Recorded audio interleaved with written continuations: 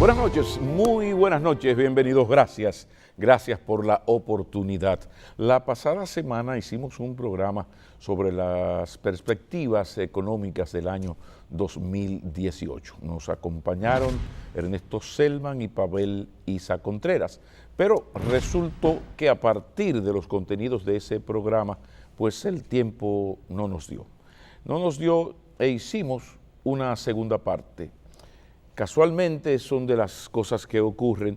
El tema que ocupó la mayor parte del tiempo de esta segunda parte es un tema tan actual como importante y fundamental para la vida económica, empresarial y ciudadana de la República Dominicana. Estoy hablando del pacto eléctrico. Vladimir Ilich Lenin decía que electricidad es desarrollo. Y eso es verdad. Así como la educación es algo transversal a todos los problemas y a todas las necesidades de una sociedad, pues de igual manera para la vida económica, empresarial, para el desarrollo de un país, hay un sine qua non, hay algo que es elemental, querido Watson, que es el asunto de la electricidad, la energía eléctrica. Pero ¿qué pasa? Que hubo un pacto eléctrico sumamente consensuado, discutido, y en un momento determinado hubo que posponer la firma de ese pacto por una serie de desacuerdos. ¿Cuáles son los contenidos de ese pacto eléctrico? Las aristas, ¿qué tan importante es? ¿Por qué no se firmó? Pues precisamente de eso se trata este programa que yo les invito a que vean junto con nosotros. Pavel Isa Contreras y Ernesto Selman, economistas de los del número, nos acompañan a presentar los puntos más destacados, importantes de algo destacadísimo e importante para la vida económica empresarial de nuestro país, que es el pacto eléctrico, la energía eléctrica. Están invitados, después de la pausa, arrancamos.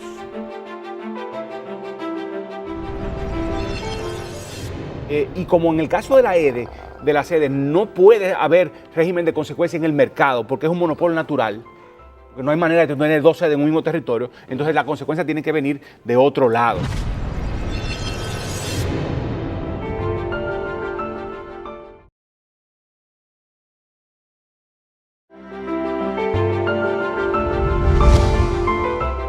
Bueno, mis amigos, en nuestra segunda entrega de esta conversación sobre la economía hay temas, y por eso esta segunda entrega, temas fundamentales que no nos dio tiempo ver el otro sábado. Y esto es referido, por ejemplo, el pacto eléctrico, opuesto para estos días, pero que ya está a tiro de hit. Hablemos un poco de la situación del sector eléctrico, qué significa la firma de ese pacto eléctrico si finalmente se lleva a buen puerto. Sí. Yo tengo una aproximación pesimista a lo que ha sido el resultado del pacto eléctrico. Si vamos a un pacto, como muchas veces nos han dicho, es porque no se cumplen las leyes, porque el sistema funciona de una manera que no está haciendo que el sistema eléctrico sea sostenible y que se vea forzado primero a ser muy ineficiente y segundo a tener que recibir un apoyo público de un tamaño demasiado elevado para las finanzas públicas. Entonces, se supone que el pacto lo que debería de resolver un conjunto de problemas de gobernanza del sector eléctrico, fortaleciendo una superintendencia que se vuelva independiente, logrando que la distribución haga su rol. La distribución es la caja del sistema eléctrico. Y si esa caja no funciona y pierde, de los 100 que vende, pierde 30, obviamente todo el sistema va a colapsar. Tiene también que hacer que la generación de energía a largo plazo crezca de una manera permanente, sostenible, planificada, ojalá migrando cada vez más hacia energías renovables en la medida en que los costos lo permitan. Y yo no creo que el pacto eléctrico haya logrado, como está el texto, que yo he visto y creo que es prácticamente el último, haya logrado avances significativos en lograr una superintendencia independiente. Y podemos quedar...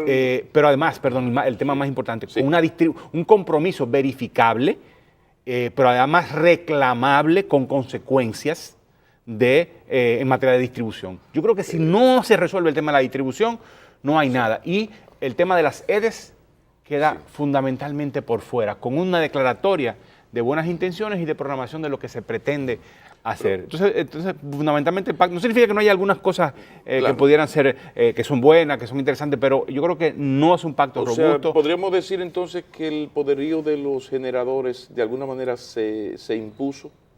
Bueno, yo creo que se impuso... Son terribles, son insaciables esos generadores. Yo creo que hay un poco de mito ahí, porque porque fíjate que el problema, como decía Pavel, el problema está en la distribución. Yo creo que hay un tema en la distribución. No solamente en la distribución. Yo voy por donde tú vas. El tema principal está en la distribución. Lo que hace insolvente el sector eléctrico en la República Dominicana es la distribución, porque se pierde una tercera parte de la energía que se compra. Entonces se habla de que en 5 años, digamos al 2023, esas pérdidas se llevarían al 15%. Pero eso lo dijimos hace 14 años. Sí. Y además con plata del BID se dijo una vez. Sí. Y con un programa con el BID. Y no se cumplió nada. Sí. Entonces el tema es de que si las instituciones seguimos muy débiles con instituciones débiles y sin cumplimiento de la ley, no vamos a tener un sistema eléctrico sostenible. Fíjate que hablábamos en algún momento de que cuando yo estuve en el BID se formaron las reformas en Guatemala y República Dominicana y era casi un copy-paste, como se dice ahora. Fue muy parecido el esquema que se estableció. Guatemala siguió el camino de llevar hacia adelante y cumplir con lo establecido en las leyes que se aprobaron y las regulaciones en ese momento, en el mismo momento hace casi 18 años. Que se empezaron a ver los esquemas, qué había que hacer, cómo había que cambiar. Guatemala hoy día exporta energía eléctrica a Centroamérica. Guatemala terminó el tema de los apagones, tiene las pérdidas por debajo del 10%, de un solo dígito, cuando empezó igual que nosotros. Pero Guatemala no es un país más fuerte institucionalmente que nosotros. ¿Por qué Guatemala pudo y nosotros no? Pero con ese tema sí se lo tomaron en serio. No es demasiado poderoso. Principalmente, los generadores no son terribles, tienen el poder económico, una plutocracia, porque a veces ocurre eso. Mira, yo creo que la principal crítica que se ha establecido, porque fíjate que con los acuerdos de Madrid se establecieron precios, etcétera, y unos esquemas que a partir de ahí se dice que hay un poder hegemónico de parte de los generadores. Y que son implacables y tiran a matar. Pero esos acuerdos ya se terminaron. La popularidad de un gobierno se resiente con los apagones. Un instrumento político del carajo. Pero el problema es que si te dejan de pagar, ¿qué tú haces? Es decir, bueno, pero tú tienes lo que yo te debo, hay una tasa de interés que elevada. Yo te pago más que si tuvieran un certificado del Banco Central. Elevada. Eso también no se ha dicho mucho. O sea, no es que tú me debes 20,000 pesos y no me los pagas. Ahora, si los 20 millones de pesos que tú me debes, tú me pagas lo que me daría el Banco Central y un poco más en un certificado, no me estás pagando, pero el negocio no está tan malo. No como se quiere presentar, como bueno, estoy al borde de la quiebra. Sí, eso podría ser un argumento. Lo que pasa, Pablo, yo entiendo por dónde vas. Lo que pasa, Pablo, es que cuando tú tienes un cliente que es básicamente único y tienes un cliente, yo no quiero justificar a nadie aquí, yo no quiero justificar las acciones de nadie, yo estoy hablando como una economista independiente que entiende un poquito cómo funciona el mercado, y tú tienes que ese cliente tuyo, que nunca te paga, tú buscas los mecanismos de ver cómo de alguna forma tú buscas que te pague. Me gusta dar ese dato para que la gente se entere un poco de que no es que no te estoy pagando y no está Michelito. Es importante, es muy importante lo que tú dices. Ahora bien, el tema de la generación que tanto se dice, no es el problema fundamental. Lo digo sinceramente. Ciertamente hay unos temas críticas que podemos traer aquí sobre la mesa, discutirlo, pero el problema fundamental es la insolvencia del sector eléctrico a partir de las pérdidas que vienen por las distribuidoras manejadas por el Estado. Y esto, entonces, cuando hablamos del pacto eléctrico, no incluye el tema de la programación, de cómo entrarían licitaciones, etcétera.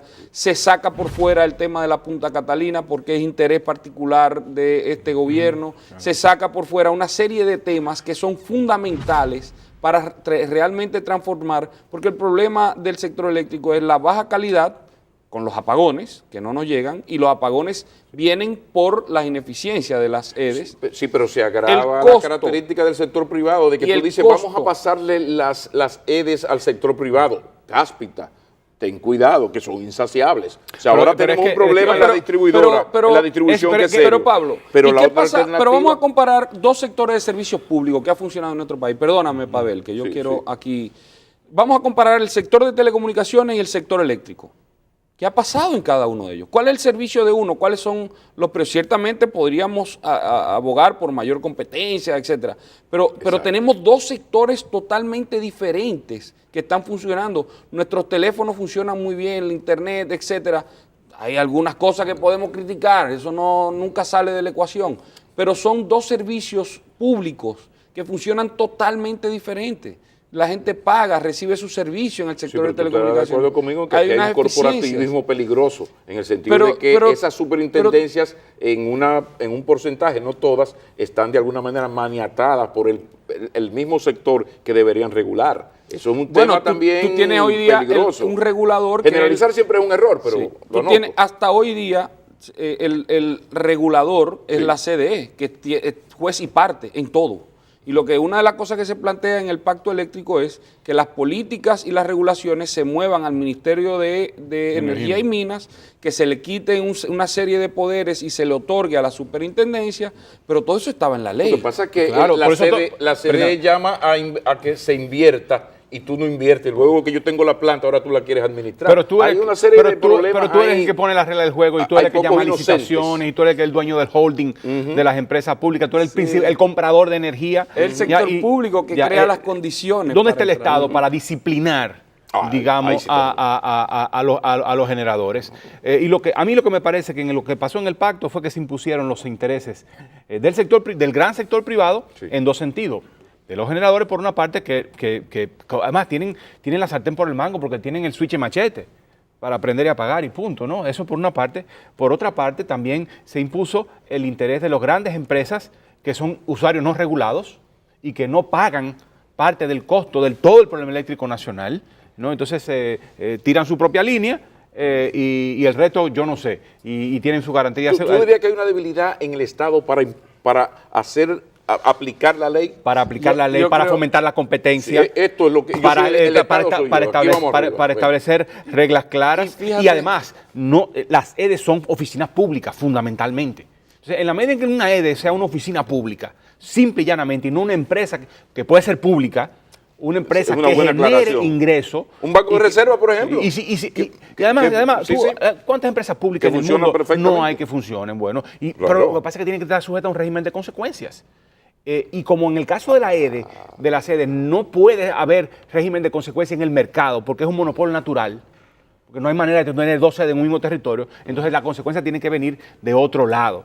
Entonces los sectores ganadores en este pacto fueron el sector privado por un lado, pero por otro lado está el propio sector del gobierno, el sector del gobierno de la CDE, de Punta Catalina, que se atrincheró. Yo creo que ahí es que está Se principalmente atrincheró el problema. y bloqueó todo, dijo no, esto no sale, esto no se levanta, mientras que los sectores sociales, relativamente débiles, con falta de capacidad de fuego, digamos, desestructurados, divididos, ¿no? Que pudieran haber construido alianzas con algunos sectores del gobierno, por ejemplo, para empujar en una dirección correcta, entonces eso no pudo caminar adecuadamente. Ernesto, me parece que tú tampoco estás muy optimista de este pacto eléctrico, pero la respuesta después Sí. de la pausa, que también ¿Cómo no? yo tengo mi pacto fiscal, Sí, el dinerito. sí. Yo tengo alguna Sí, cosa no, diferente. hay que darle parece, un dicho. cariñito a los anunciantes. Ya regresamos.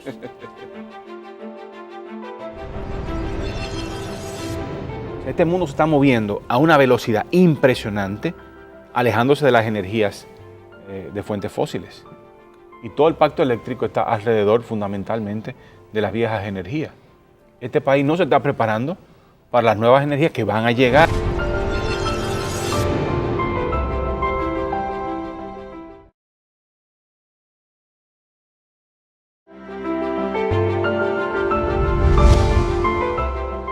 Ernesto Selman, no estás, al igual que nosotros, no estás muy optimista ante la firma del pacto eléctrico. ¿Qué te parece?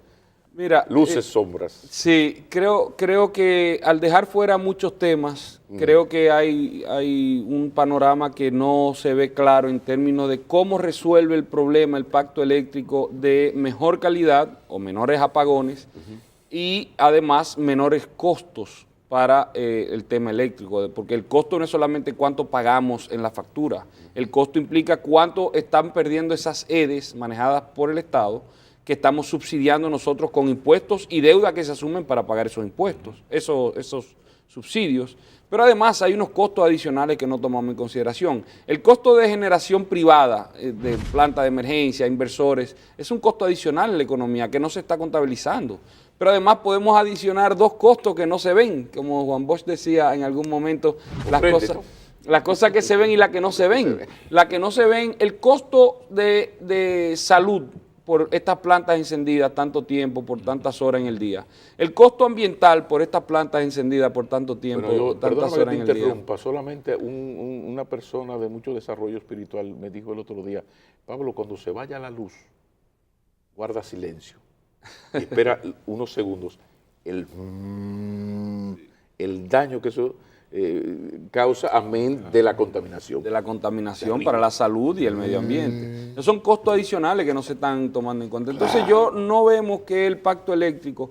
Ahora bien, se hablaba anteriormente de los beneficiados. Los grandes beneficiados yo creo que tiene que ver con este segmento, este grupo que está alrededor de impulsando el tema de Punta Catalina, que se quedó fuera. Un proyecto que realmente al final no va a resolver el problema, como se ha dicho, y va a ser mucho más costoso, digamos, de 2.000 millones de dólares que se dijo anteriormente, aparenta que terminará en 3.000 millones y entrará en el 2020. Es decir, que mucho de lo que se dijo de que van a salir las plantas ineficientes y que el costo va a ser de 8 centavos, no parece. Lo que pasa es que el chantaje se va a reducir porque yo también produzco energía. No es aquello de que o me compras a mí o te apago por un chequeo financiero, como le llamamos. Pero si tú tienes una programación e instituciones que funcionan y un organismo coordinador que funcione, que entra en la planta en base a mérito, como debe ser, y la tú no tienes eso. Real, tú no tendrías eso. El problema es que no funcionan las instituciones y se está manejando discrecionalmente, principalmente desde la CDE. El sector eléctrico. En la contratación, en la compra de energía. Pero esto no tiene que ver realmente, el foco más problemático, yo no lo veo realmente en los generadores. Ellos se adaptan a las reglas de juego que te están imponiendo desde el sector pero también público. Son insaciables. No, pero si les afectan sus intereses, tiran a matar. Y hay unos apagones que afectan la popularidad del gobierno. Pero para eso está el Estado, la crítica al Estado es su debilidad. Lo que está planteando Pavel, pero la falta de decisión, yo te enfrento. Ahora, pero ¿quién pone las reglas de juego? Por eso la crítica al Estado la compartimos los tres. ¿Quién Ahora, debe cumplir y hacer cumplir las reglas de juego? Perfecto, pero no me dejes, es como la blandenguería en el narcotráfico. Sí, pero el narcotraficante es un narcotraficante. Entonces, en este caso, no es un buen ejemplo, pero ¿cuál es el primero, el huevo o la gallina? No, pero es que las reglas de juego hay que imponerse. Lo que pasa es que estamos de acuerdo los tres en esa crítica. Las leyes hay que cumplirlas todos por igual. Ahora, no me dejes la crítica a unos generadores insaciables que tiran a matar desde que tú le quieres y estos gobiernos relativamente débiles, dependientes de ciertas cosas. Hay un tema, Pablo, que no hemos tratado, que el pacto no trató y que la Estrategia Nacional de Desarrollo no trató, y es la transición energética que está viviendo el mundo. O sea, este mundo se está moviendo a una velocidad impresionante, alejándose de las energías de fuentes fósiles. Y todo el pacto eléctrico está alrededor, fundamentalmente, de las viejas energías. Este país no se está preparando para las nuevas energías que van a llegar. En ese pacto no hay un apartado para ese nuevo camino. Pero, de nuevo, otra vez enunciados, otra vez buenas intenciones y algunos... Cuando yo te digo cosas... Mira, para el 2021 vamos a hacer esto y esto. En 5 años tenemos que hacer esto y esto. Solo se señala para la disminución de las pérdidas. Que en 5 años, digamos, al 2023, tendría que reducirse al 15%, pero tenemos 14 años. Sí, es lo que dice Ernesto. Hablando de lo mismo. Eso es, o sea, no hay ningún mecanismo que garantice que eso se vaya a cumplir.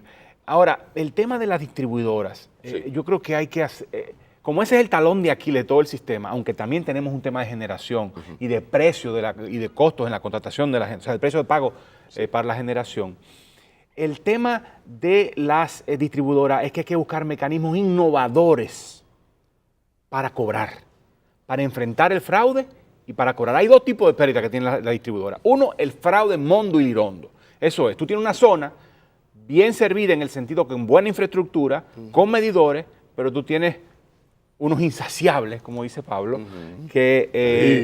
tengan cuidado con ese discurso. Espera un momento. Fíjate, CEPEM en la zona yo no estoy hablando de... Pero hay un ejemplo del sector privado integrado completamente, señores. O sea, están poniendo a un tema como que el sector privado es Drácula. En este caso, las reglas de juego que no se están cumpliendo. No, me estoy refiriendo a la gente común, que vive en una zona bien servida, con toda la infraestructura, y tiene mecanismos muy sofisticados para robarse la energía.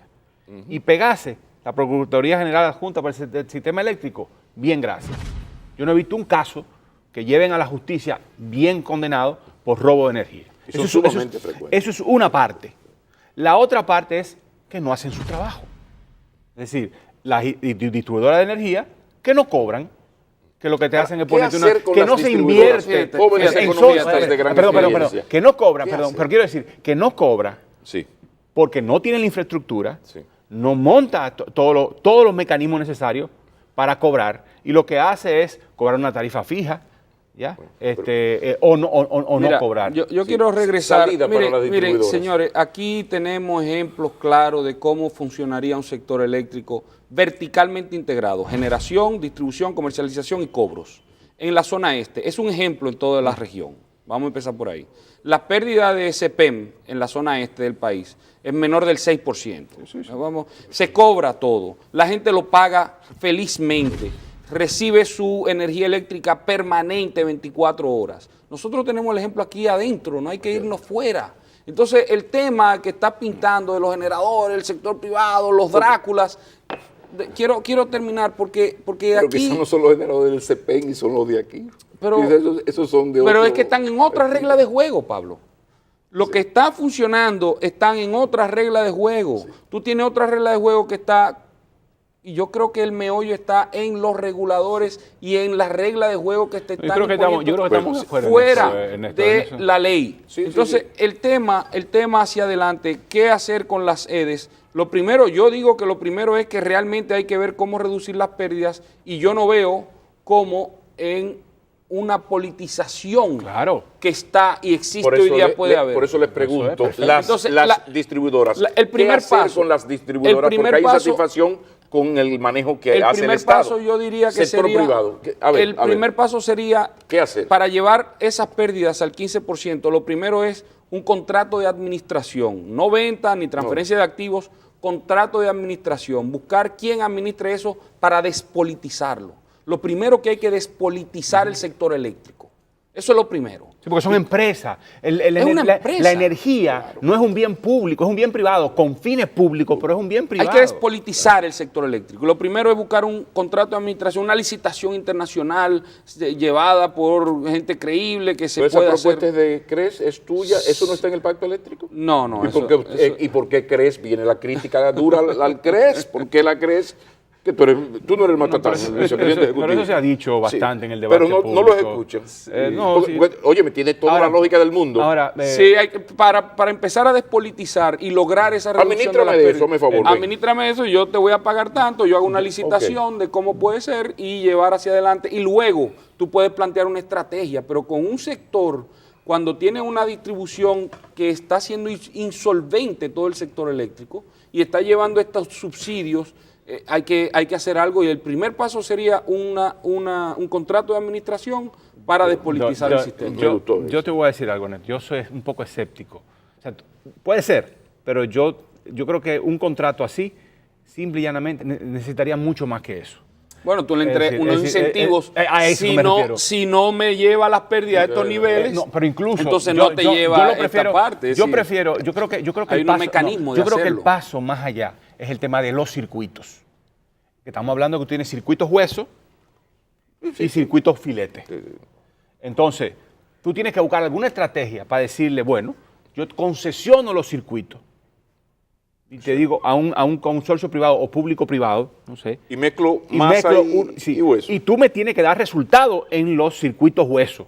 De lo contrario, te quito el filete. Ahí entonces, O sea, perdónenme, un ahí conjunto de llegamos, mecanismos. ahí Eso es llegamos parte- donde... Las reglas que tú le estableces en Sí. ese contrato se pueden Y no son sería obvias. muy viable. Y no son obvias. Lo que pasa, son mis complejas. amigos, que ahí llegamos donde ya estábamos y donde coincidimos los tres, la debilidad institucional del Estado dominicano. Después de la pausa, no podemos dejar de hablar del pacto fiscal, porque la verdad es que ahora con lo que hemos visto hasta ahora del tema del endeudamiento, el compromiso de la deuda, la importancia de que el gobierno aumente las recaudaciones es importante, vía un pacto fiscal, pero está ahí el problema de la calidad del gasto, que ustedes me tienen que hablar de eso, y de la lucha de en contra de la corrupción. Después de la pausa, está servido el tema. Ya regresamos.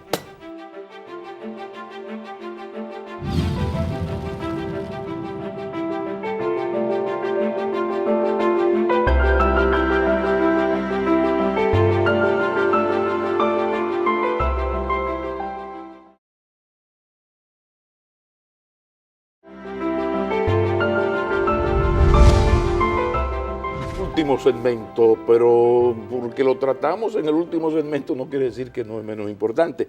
El pacto fiscal, la necesidad que tiene el gobierno de recaudar más, pero las cosas que se oponen a que esto funcione. Hablemos de ese pacto fiscal. Pacto fiscal. Yo creo que no va a haber pacto fiscal. Creo que todo el mundo, o no va a haber pacto fiscal por ahora. Yo creo que todo el mundo conviene con esa idea. El gobierno que debería llevar el liderazgo en la discusión y plantear el tema, tomó la decisión política de no avanzar porque no tiene el capital político, valga la redundancia, para llevarlo a cabo con la fuerza necesaria. ¿Volvemos a lo de la debilidad institucional? Yo creo que el tema es corrupción. Yo creo que el capital político del sistema de partidos se ha erosionado, en particular el del PLD, pero el de todo el sistema político se ha erosionado, y eso ha impedido que se lidere un proceso de diálogo, de discusión para reformar el fisco. Y lo que han hecho es tratar de pellizcar por donde puedan. Sí, pero o sea, un conjunto de maniobras me explico mejor. El gobierno, por todo lo que hemos hablado en estos minutos y el programa anterior, pues evidentemente que necesita aumentar sus ingresos, cobrar más los impuestos que la ley le permite cobrar, ¿verdad? Entonces, en medio de esto tiene el problema de la exigencia, bueno, si me vas a cobrar más y con mayor eficiencia, y si me vas a cobrar, pues que tu gasto sea de mayor calidad. Pero ahí está el tema de la corrupción. Entonces, yo lo que le pido a la reflexión de ustedes, hacia dónde vamos, porque la necesidad de los Minoplis está. El dinero se necesita, pero está el tema de la corrupción que ahora, porque ha llegado, la corrupción dominicana ha llegado al punto de la fantochería. Ya no solamente que la persona es o no es corrupta, sino es que lo exhibe y eso genera un rechazo y un resentimiento. Irrita. Por favor, por favor. Yo creo que lo primero, yo creo que hay que ver que se recaude más. Hay dos formas de recaudar más. O tú terminas de estrangular a la economía y digamos, la estrategia de llevar a recaudar con este sistema impositivo te termina estrangulando la economía. O tú adoptas un nuevo sistema de impuestos para que se integren los sectores que están fuera del sistema económico. Hablamos de que hay un 59% de la informalidad en el empleo, lo que te dice es que hay un alto nivel de informalidad en las transacciones, etcétera, y en términos impositivos también. Entonces, la pregunta sería, primero, ¿cuál es el sistema de impuestos que te permitirá integrar a todas esas transacciones, sectores que están fuera, para poder integrarlo a la economía formal dentro de las reglas de juego y que como consecuencia de la actividad económica dentro de la formalidad surjan nuevas recaudaciones? Yo creo que esa es la pregunta.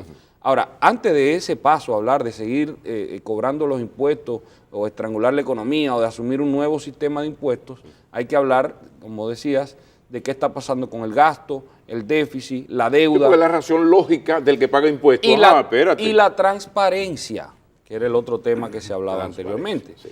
Nosotros desde CRES, el Centro Regional de Estrategia Económica Sostenible, hemos propuesto, junto con FINJUS, hemos propuesto a la sociedad una ley de responsabilidad y transparencia fiscal. Que ya tiene varios años. Y tiene desde octubre del 2013 en el Congreso, en la Cámara de Diputados. Y no ha podido progresar, lamentablemente. Pero es un poco lo que introduce son reglas fiscales. Dentro del pacto, fíjate el tema institucional que tú hablabas. Todos estos pactos que estamos discutiendo se debieron haber firmado en enero del 2015. Porque la Estrategia Nacional de Desarrollo, la Ley de Estrategia Nacional, que es decía una ley orgánica. Gracias. Una ley orgánica. Fíjate el problema institucional. Hay una ley orgánica que dice que en 36 meses debieron haberse firmado y ejecutado estos pactos. Y eso ya van a pasar 3 años y no se hizo. Es decir, hay un problema institucional del cumplimiento de las reglas de juego, el cumplimiento de la ley y la Constitución, porque esto es una ley orgánica. Pero en medio de esto está la campaña, los esfuerzos de la Dirección General de Impuestos Internos de aumentar, válida campaña, de aumentar sus ingresos. Por eso pido la reflexión. Sí, pero lo que he dicho anteriormente, antes de hacer una embestida con este tema, vamos a decir, el gobierno tiene que dar una señal de austeridad, de responsabilidad, de transparencia y de que va a estar cuidando muy bien en qué se gasta y cómo se gasta. Y lo otro es, y yo vuelvo y repito, si insistimos en llevar, y lo he hablado con los técnicos de DGI, si insistimos en implementar este sistema de impuestos a últimas instancias, vamos a estrangular la economía. ¿Por qué? Porque las micro, pequeñas y medianas empresas no sobrevivirían si tienen que pagar todos los impuestos que están planteados en la ley. No sobreviven y por eso muchas de las transacciones se hacen fuera. Entonces hay que tomar esto en cuenta y lo que nosotros decimos... ¿Y cuál sería el camino entonces? Porque tú acabas de decir algo muy serio. El camino es nosotros, el pacto eléctrico para mí y desde CRECE hemos propuesto una ley de responsabilidad y transparencia fiscal y una reforma integral, completa al sistema de impuestos en la República Dominicana que sirva para, primero, tener unas reglas claras, simples y que pueda integrar a todas las transacciones y los sectores que están fuera hoy día. Yo creo que la reflexión tiene que empezar por cuál es el país que queremos. Y de ese país que queremos, cuál es el Estado que queremos. Y cuáles son los servicios públicos que queremos que ese Estado ofrezca. Y de ahí tú derivas a cuánto te cuesta eso.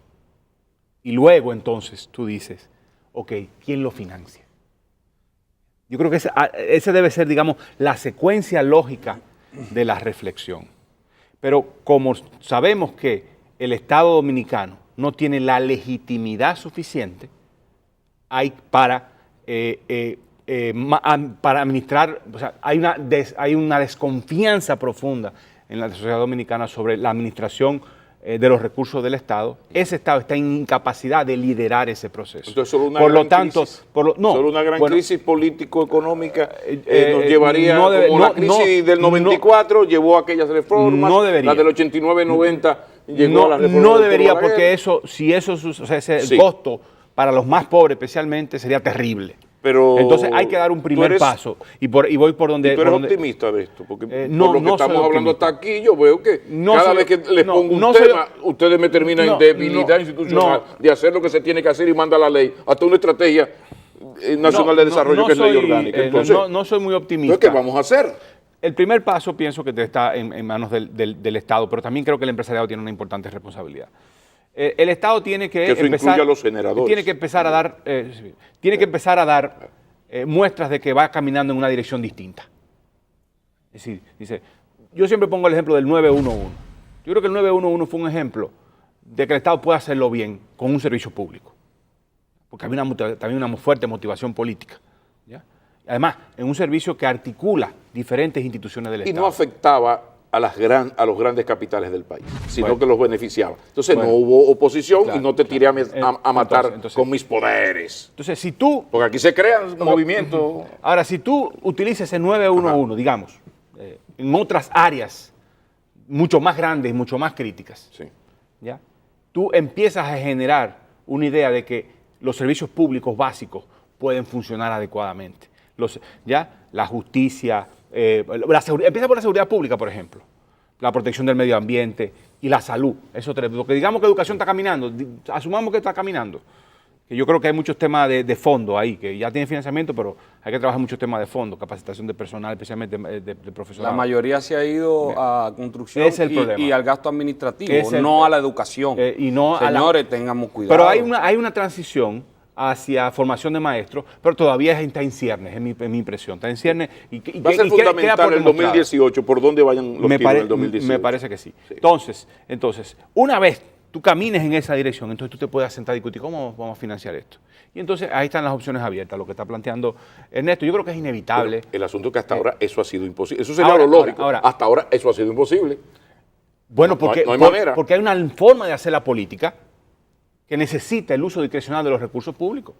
Y eso entonces quiere decir que solo una gran crisis nos puede llevar a un cambio de camino. O también una propuesta política distinta. Pero es que las propuestas políticas están ahí y ahí están los resultados. No hay una conexión entre las propuestas políticas alternativas y el electorado. Ha cambiado, el tema de corrupción, por ejemplo, pasó de ser un tema menor, totalmente menor en la preocupación de la opinión pública, a ser un tema de primer orden. Probablemente no es el de primer orden, pero ya se instaló. Y por lo tanto la gente está pensando cuáles son las propuestas en materia de corrupción. ¿Qué vamos a hacer con el tema de corrupción? ¿Es esta política creíble en esta materia? Se está cuestionando a todos los partidos y líderes tradicionales. Claro, porque todo está metido. Bueno, ustedes llevan ya esto al plano político más terrible y es que siempre en el país había una alternativa. Por ejemplo, el PRD lo está haciendo mal y hay un partidito chiquito que viene caminando, que es el de Juan Bosch, que es el PLD. Estoy en los 80, ¿eh? Sí. Entonces había una alternativa.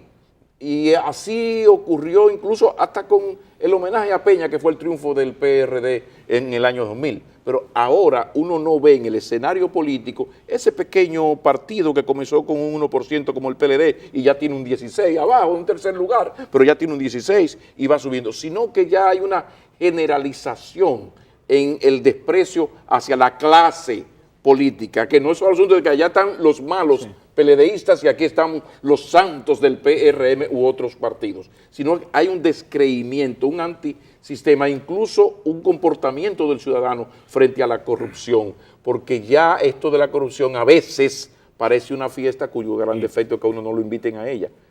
Hay que ver un problema serio. Si habría una propuesta con una visión diferente y con voluntad política diferente para tomar las medidas del lugar. Claro. Yo creo que esto sería lo primero que debemos ver y que debería presentarse en el país. Una visión diferente con voluntad política real para tomar las medidas que realmente necesitan. Y hay un espacio, el espacio está abierto. O sea, el desinfle de los partidos, el desinfle es relativo, no que estamos hablando de un colapso, pero si el desinfle es relativo, te está dando un espacio tremendo para capturar. En las encuestas, 58%. Pero no están los actores. 58% en las encuestas, 58% del electorado ya no se identifica ni con un partido ni con un líder que han visto hasta ahora. Claro. El principal partido del país es el partido ninguno. Y cuando tú ves que el 51% de los que se identificaron con el PLD simpatizan por la Marcha Verde, te está dando una señal muy poderosa. Entonces, ese cambio puede ser el germen de que y debe ser un cambio generacional también. Hay un tema generacional. Y debe ser un cambio generacional también. Terminamos entonces con una reflexión de ustedes sobre los retos más urgentes del país dominicano y de su economía para el 2018. Para ustedes, ¿qué es lo impostergable que debe hacer el Estado dominicano para enfrentar nuestra actual situación económica? En mi opinión, cambiar la curva fiscal, por decirlo de alguna manera. Si esa curva que va así, ¿no? de problema, o sea, de estrechamiento del espacio fiscal creciente tiene que torcerse, porque si no el tema de deuda se va a comer. Yo creo que de 2019 a 2020 podrían ser muy difícil y obligaría a un ajuste del gasto violento que va a hacer que la economía entre en recesión. Yo creo que el tema fiscal sería número uno. El tema eléctrico hay que poner la atención de buscar reformas reales, no maquillajes.